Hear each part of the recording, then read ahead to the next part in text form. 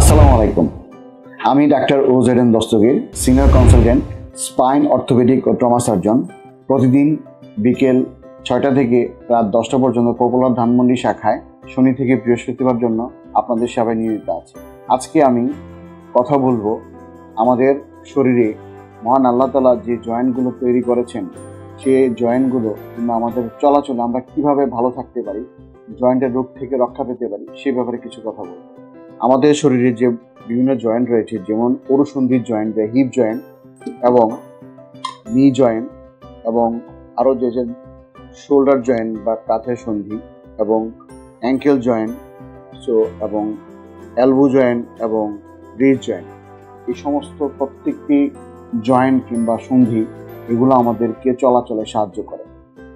আমরা যদি কয়েকটি খুব গুরুত্বপূর্ণ জিনিস আমরা যদি মনে রাখি, তাহলে আমরা খুব সুন্দরভাবে জীবনযাপন করতে পারবো এবং বিভিন্ন ধরনের রোগ থেকে রক্ষা পেতে পারবো। 1 নম্বর হচ্ছে ওজন নিয়ন্ত্রণ করা।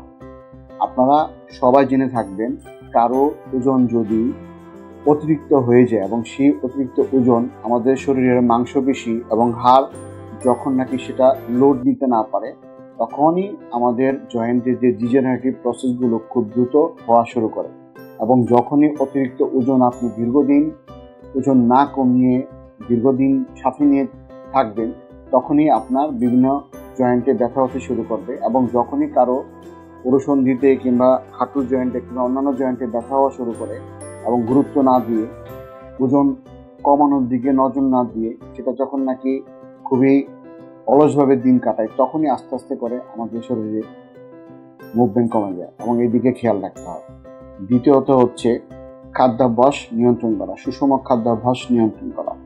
আমাদের পরামর্শ হচ্ছে যে আপনার ওজন এবং উচ্চতা এবং বয়স অনুযায়ী, পুষ্টিবিদের পরামর্শ অনুযায়ী কিংবা আপনার যতটুকু খাবার প্রয়োজন, যেমন যারা রেগুলার অফিসে যাতায়াত করেন, যাদের কোনো দৈনন্দিন কাজকর্ম করা হয় না, আমি সেই গ্রুপের প্রতি বিশেষভাবে দৃষ্টি আকর্ষণ করে বলছি, যারা সাধারণত আমাদের এই ভিডিওগুলো যারা দেখেন, যারা অফিসে নিয়মিত কাজ করেন, যারা সারাদিন ডেস্কে বসে কাজ করেন, যাদের সাধারণত কোনো ব্যায়াম করার সুযোগ হয় না, তাদের সাধারণত দৈনন্দিন 1200-1400 কিলো ক্যালোরির বেশি প্রয়োজন হয় না। সুতরাং আপনার খাবারের চার্টটা এমনভাবে আপনি করবেন যাতে অতিরিক্ত খাবার যেন আপনার না হয় এবং খাবারের ভিতরে যেন কার্বোহাইড্রেটের পরিমাণটা কম, প্রোটিন এবং এইগুলো যেন খুব সুষম পরিমাণ থাকে, কোনোভাবে যেন দৈনন্দিন 1200 কিংবা 1400 কিলো ক্যালোরির বেশি না হয়। সেদিক যদি আমরা খেয়াল করি, তাহলে আমাদের ওজন বাড়বে না এবং সুষম খাদ্যাভ্যাস না মানার কারণে আমাদের শরীর ভালো থাকে। এবং তৃতীয় যে কথাটি আমি বলবো, সেটি হচ্ছে নিয়মিত ব্যায়াম করা। নিয়মিত ব্যায়াম বলতে অনেকেই ভাবেন যে নিয়মিত ব্যায়াম সেটা কি আমরা কতক্ষণ হাঁটবো। আমাদের পরামর্শ হচ্ছে এই যাদের বয়স 30 থেকে 50, যারা খুব অ্যাক্টিভ থাকেন, তাদের ক্ষেত্রে দৈনন্দিন যারা কাজ করার সুযোগ পান না, হাঁটার সুযোগ পান না, তাদের জন্য খুব ব্যস্ত থাকেন, তাদের জন্য অফিসে যাওয়ার সময় কিংবা আসার সময় কিংবা রাতে অফিস থেকে আসার পরে একটু বিশ্রাম নেওয়ার পর এমনভাবে সময়টা বের করবেন 20 মিনিট, তাহলে 1 ঘন্টা হলো।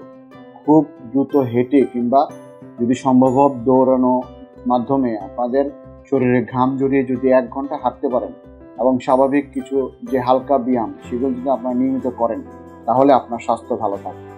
যে আমি যে 3টি কথা বলেছি, 1 নম্বর হচ্ছে বাড়তি ওজন নিয়ন্ত্রণ করা, সুষম খাদ্যাভ্যাস মেনে চলা এবং তৃতীয় হচ্ছে নিয়মিত হাঁটাচলা করা এবং ব্যায়ামের মাধ্যমে কেবলই এই অরুসন্ধির কিংবা নি জয়েন্ট, হাঁটুর জয়েন্ট, এইসবের বিভিন্ন জয়েন্টের প্রদাহ থেকে বেঁচে থাকা সম্ভব খুব সুস্থ হবে। অন্যান্য ক্ষেত্রে যাদের বাতের রোগ রয়েছে কিংবা ইনফেকশন হয়েছে, তাদের ক্ষেত্রে আলাদা, সেগুলো নিয়ে আমরা আরেকদিন আলোচনা করব। সেই পর্যন্ত ভালো থাকবেন। আসসালামু আলাইকুম।